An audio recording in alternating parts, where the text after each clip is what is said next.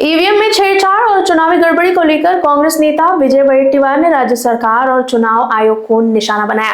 उन्होंने कहा कि ईवीएम हैक करना संभव है और अगर ऐसा हुआ तो जिम्मेदार कौन होगा। राज्य चुनाव आयोग ने सर्वोच्च न्यायालय के आदेशों की अनदेखी की और 50% आरक्षण की सीमा का पालन नहीं किया। मनपा और जिला परिषद चुनाव ने भी आरक्षण विवाद और चुनावी देरी को लेकर आरोपों का सिलसिला जारी है।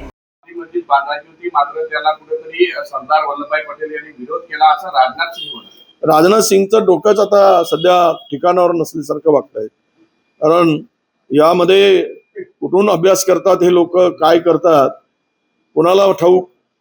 अरे तुम्ही एकीकडे जरा तुमच्याच याचा शाहनवाज हुसेनचं भाषण पार्लमेंटमध्ये ऐका, काय बोलले होते ते।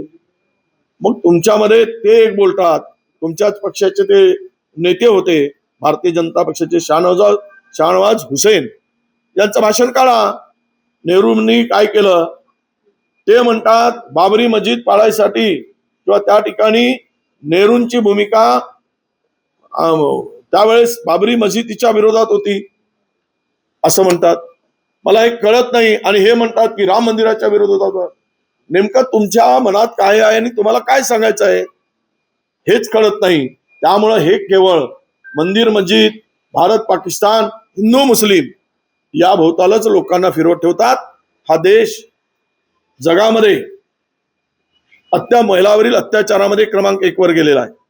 हे दाखवत नाही, हे सांगत नाही। शेतकऱ्यांच्या आत्महत्यामध्ये हा देश जगामध्ये सर्वात 1 नंबरवर गेला आहे, हे सांगत नाही। बेरोजगारीमध्ये हा देश जगात 1 नंबरवर गेला आहे, हे सांगत नाही। आणि हे सांगतात राम मंदिर, बाबरी मस्जिद, हिंदू मुसलमान एवढ्यावर त्यांना फिरवायचं आहे। देश खड्ड्यात गेला तरी चालेल, हिंदूंची मतं मिळवण्यासाठी ही बनवाबनवी आहे। हिंदूशी सुद्धा यांना काही देणं घेणं नाही। हो, आज संजय राऊत राज ठाकरेंची भेट घेणार आहे। राजकीय चर्चा करून हा प्रस्ताव काँग्रेसच्या वरिष्ठांना म्हणजे दिल्लीपर्यंत घेऊन जाणार आहे की मनसेला महाविकास आघाडीमध्ये सोबत घ्यायचं अशी माहिती। मला हरकत नाही, काय शेवट त्यांचं मत काय आहे, हायकमांडचं मत काय आहे यावर चर्चा होईल। चर्चा झाल्यानंतर निर्णय होईल। आम्ही सुद्धा हायकमांडच्या निर्णयाचीच वाट बघतोय, तो आम्हाला अधिकार नाही। हायकमांडनी सांगितलं की करा करा, नाही म्हटले तर नाही, कारण शेवट त्यांना विचारूनच आम्हाला हा बाकी निर्णय घ्यावा लागतो। Thank you. Yes, thank you. Bureau report, Lokvahini news, Nagpur.